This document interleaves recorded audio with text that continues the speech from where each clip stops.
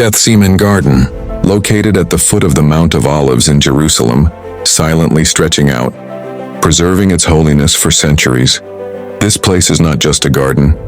It is a place where prayers rise, tears merge with the soil, and the deepest devotion to God is experienced. One of the most significant moments in Christianity took place here.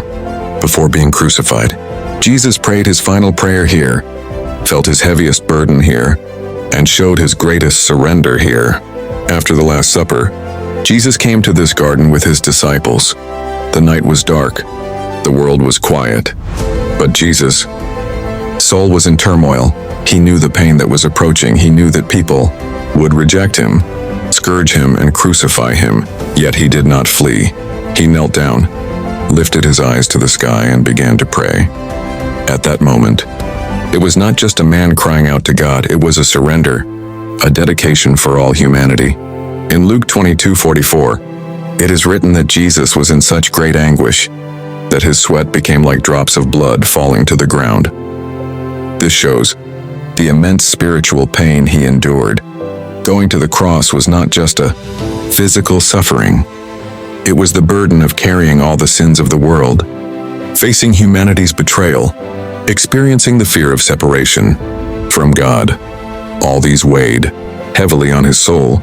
At that moment, he prayed, "Father, if it is possible, let this cup pass from me, yet not as I will, but as you will."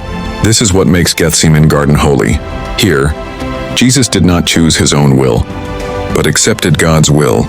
But this garden was not only a place of prayer and surrender, it was also the stage of betrayal. That night, while Jesus was praying with his disciples, Judas Iscariot came to deliver him to the Roman soldiers. Judas marked Jesus with a kiss, and the soldiers arrested him. At that moment, the greatest betrayal in human history took place. Jesus, betrayed by one of his own followers, did not grow angry or rebel.